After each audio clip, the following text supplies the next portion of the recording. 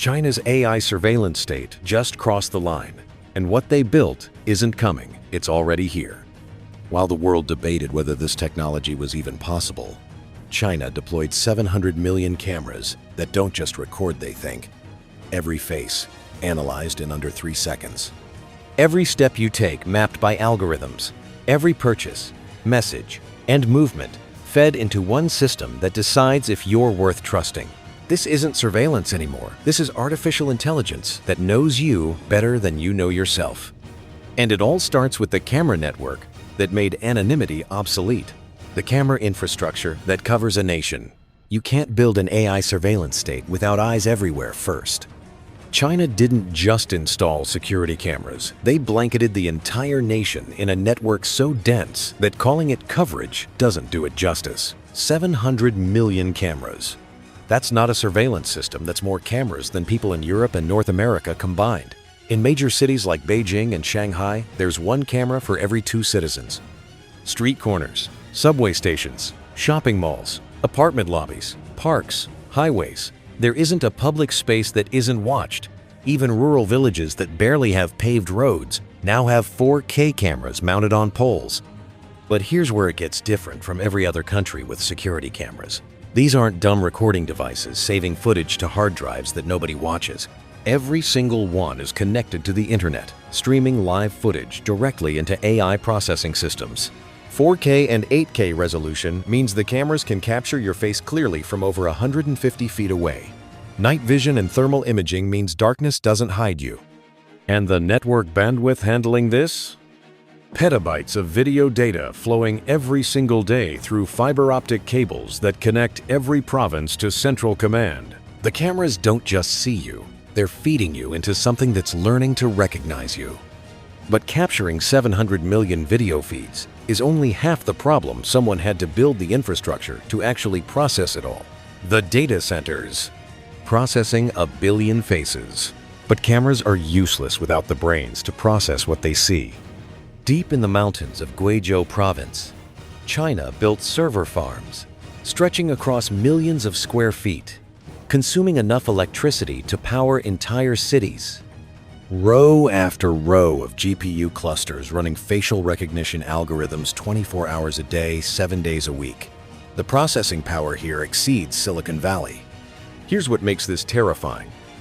These systems scan a face captured by any camera in China and match it against a database of 1.4 billion people in under 3 seconds. The neural networks process millions of facial recognition queries simultaneously. Someone in a Shanghai subway, another crossing a street in Chengdu, a driver at an Inner Mongolia checkpoint, all identified at the exact same time. Each regional data center handles local camera feeds but shares data instantly with the national database.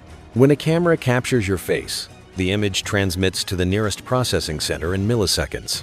The AI extracts your facial features, compares them against the national database, finds your match, and sends back your identity all before you've taken your next step.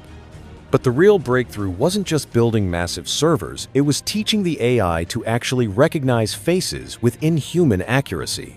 Facial recognition, the algorithm that never forgets a face.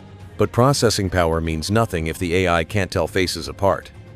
This is where China's facial recognition technology stopped being impressive and became genuinely frightening.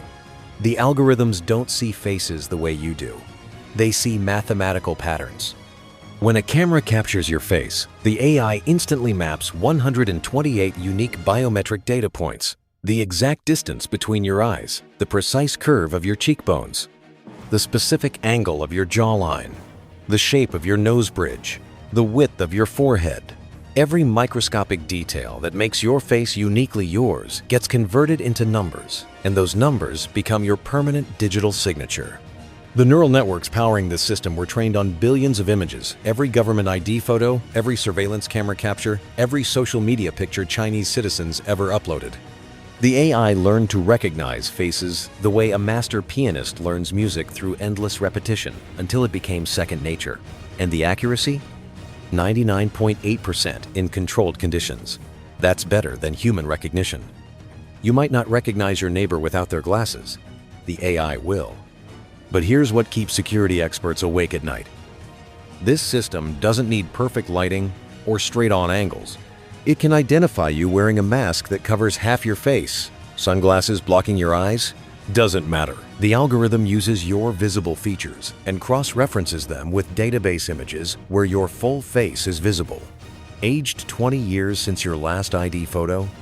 The AI accounts for aging patterns and still finds you. Turn to the side so only your profile shows? The system reconstructs your full face from partial data. The technology reached the point where disguising yourself became nearly impossible because the AI had learned to see through disguises. But just when you thought hiding your face might work, China deployed technology that identifies you without even looking at your face. Gait recognition, your walk is your fingerprint. For China, the problem wasn't just identifying people who showed their faces, it was identifying everyone. This is where the surveillance state evolved beyond anything the world had seen before. Gait recognition technology, AI that identifies you purely from the way you walk. Scientists discovered that every human has a unique biomechanical signature in their movement, as distinctive as a fingerprint. The way your arms swing, your stride length, the angle of your foot placement, how your hips rotate with each step, your posture and shoulder movement. The AI tracks over 20 different markers in your walking pattern, and those markers never lie. The algorithms work by extracting your silhouette from video footage and analyzing your body's movement frame by frame. It doesn't need high resolution. A grainy camera 50 meters away can capture enough movement data for the system to identify you. The neural networks were trained on millions of hours of footage, learning to distinguish one person's walk from another's with 94% accuracy. That might not sound perfect, but when combined with location data and other surveillance inputs, it becomes devastatingly effective. Shanghai's subway system deployed this technology across hundreds of stations. Thousands of commuters passing through turnstiles every hour, many wearing masks, hats, or looking down at their phones, and the AI identifies them anyway. The system watches you walk from behind, captures your gait signature, matches it to the database, and pulls up your identity before you've even reached the platform. Security footage that once seemed useless because faces weren't visible suddenly became a goldmine of identification data. The implications were staggering. You could hide your face, disguise your appearance, cover every identifying feature, but you couldn't change the fundamental way your body moves without extensive training that most people don't even know exists. Then China realized they didn't need specialized surveillance hardware at all. Citizens were already carrying the perfect tracking device in their pockets: WeChat and Alipay, the apps that feed the system. But the most powerful surveillance tool wasn't mounted on poles. It was downloaded voluntarily by over 1 billion people. WeChat isn't just a messaging app, it's everything. You message friends on it, pay for groceries with it, book doctor appointments, order taxis, pay utility bills, apply for government services, transfer money, shop online. It's Facebook, Venmo, Amazon, and your government ID portal rolled into one app that 1.3 billion Chinese citizens use every single day. And every single action you take inside WeChat flows directly into the surveillance system. Here's how the integration actually works. WeChat is built with API connections to government databases that share data in real time. When you send a message, the content gets scanned by AI for keywords. When you make a payment, the transaction details what you bought, where you bought it, when you bought it, get logged and analyzed. Your GPS location gets pinged constantly, creating a minute-by-minute map of everywhere you go. The system knows you bought coffee at 8:15 a.m. at a shop 2 blocks from your apartment. It knows you took the subway to work at 9. It knows you met 3 specific people for lunch based on payment splitting and location overlap. Alipay works exactly the same way. 800 million users generating financial surveillance data with every transaction. Buy alcohol too frequently? The system notices. Purchase train tickets to a specific region? That gets flagged and cross-referenced. Send money to someone the government is monitoring? You're now connected to them in the database. The AI builds a complete financial profile of your habits, your spending patterns, your priorities, your relationships, all from payment data you provided willingly. But the genius of this system is that citizens needed these apps to function in modern Chinese society. You couldn't opt out. Businesses stopped accepting cash. Government services moved online. Your social life existed inside WeChat. The surveillance state made itself indispensable, then used that dependence to monitor every transaction, conversation, and movement. Your phone became a voluntary tracking device that you charged every night and carried everywhere because life without it became impossible. Yet the surveillance didn't stop at phones. China embedded monitoring technology into the physical infrastructure of entire cities. The smart city infrastructure surveillance in everything. Then China took surveillance beyond cameras and phones. They built it into the cities themselves. Walk down any street in Shenzhen or Hangzhou, and you'll see what looks like ordinary streetlights. Except they're not. These are smart lampposts, 5-meter-tall pillars packed with facial recognition cameras, 5G transmitters, air quality sensors, traffic monitors, and Wi-Fi hotspots. They illuminate the street, sure, but that's the least important thing they do. Every lamppost is a data collection node, feeding information into the central surveillance system. Your phone automatically connects to the Wi-Fi? They just logged your device ID and location. You walk past at night? The camera captures your face in high definition, even in darkness. The vehicle tracking infrastructure makes this even more comprehensive. Every major road has license plate recognition cameras that don't just record plates, they identify the vehicle, make, model, color, and occupants through windshield cameras. The system knows which car you drive, where you park it, what routes you take, how fast you travel. Traffic violation? Detected and logged instantly. Driving to a location the government considers sensitive? Flagged automatically. The AI builds a complete travel profile of your vehicle movements across months and years. But then came the truly invasive part. Surveillance moved inside people's homes. Smart TVs sold across China come equipped with cameras and voice recognition, officially for video calls and voice commands. Unofficially, the potential for monitoring what you watch, who visits your home, what conversations happen in your living room. Smart speakers like Tmall Genie and Xiaomi's AI assistants sit in millions of Chinese households, always listening for wake words and potentially for everything else. The technology exists to record ambient conversations, analyze speech patterns, detect how many people are in a room. Connected appliances created even more data streams. Smart refrigerators tracking what food you buy and when you run out. Smart door locks logging every entry and exit from your apartment with timestamps. Air conditioners and thermostats revealing occupancy patterns when you're home, when you're away, your daily routines. Every Internet of Things device became a potential informant, generating metadata about your private life inside what used to be your sanctuary. The infrastructure transformation was complete. Surveillance had penetrated every layer of urban existence. The streets you walked, the vehicles you drove, the devices in your home. There was no longer a boundary between public monitoring and private space. The smart city knew everything, but all this data collection would be meaningless without a system to judge what it all meant. And that's exactly what China built next. The social credit system. How AI calculates your score. But collecting data was only half the equation. China needed a way to use it. Every citizen starts with 1,000 points. That's your baseline social credit score, a number that determines whether you're trustworthy, whether society should reward you or punish you, whether you deserve freedom or restrictions. The system judges 4 categories: financial behavior, social conduct, legal compliance, and daily actions. And it's not humans doing the judging, it's algorithms processing the endless stream of surveillance data flowing in from cameras, apps, and smart city sensors. Here's how the scoring works in practice. The AI detects you jaywalking through a traffic camera, instant deduction of 5 points.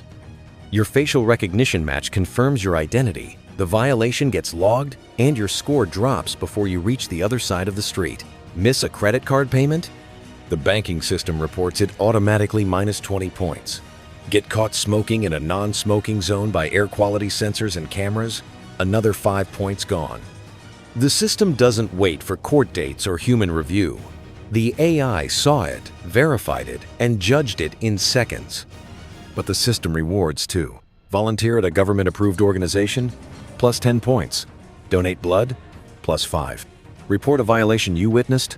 The AI adds points for civic participation. Buy products from approved Chinese companies instead of foreign brands? Your patriotic purchasing habits get noticed and rewarded. The algorithm shapes behavior by making obedience profitable and dissent costly. The categories get disturbingly specific. Who you associate with affects your score. If your friends have low ratings, yours drops too. The AI analyzes your WeChat contacts and physical proximity data from location tracking. Spend time with someone flagged as problematic? You're now connected to them in the system, and their bad score bleeds into yours. The social graph surveillance means choosing the wrong friends becomes a liability. Online behavior feeds the algorithm constantly.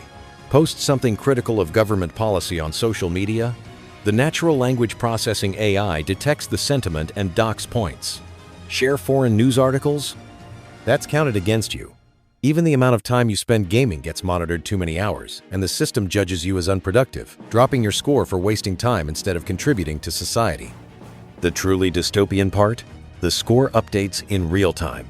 Every action you take flows through the surveillance network, gets processed by AI, and adjusts your rating instantly. You're not being judged once a year in some review, you're being judged every moment of every day. The algorithm is always watching, always calculating, always deciding if you're worth trusting. And once your score drops, the punishment doesn't come from police or courts. It comes automatically from the system itself. Automated enforcement, when AI becomes judge and jury. But China didn't build this scoring system just to track numbers. They built it to control behavior through instant, automated punishment.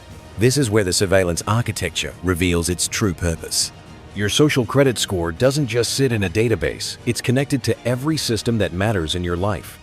The moment your score drops below certain thresholds, enforcement mechanisms trigger automatically across the entire network.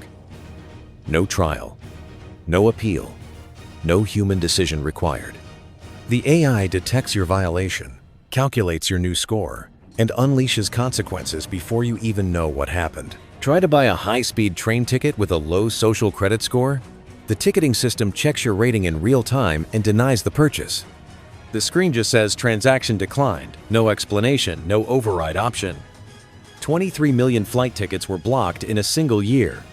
People showed up at airports with valid IDs and money in their accounts, only to discover the AI had blacklisted them from air travel. The enforcement isn't occasional, it's systematic and relentless. Apply for a loan? The banking algorithm pulls your social credit score before considering your finances. Low rating? Automatic rejection regardless of your income or savings. The financial system uses the score as a proxy for trustworthiness. If the surveillance AI judged you poorly, the banking AI assumes you're a risk. People with perfect payment histories got denied because they jaywalked too many times or associated with flagged individuals. Then the enforcement spreads to employment. Companies access social credit scores during hiring. The algorithm screens you out before a human ever sees your resume.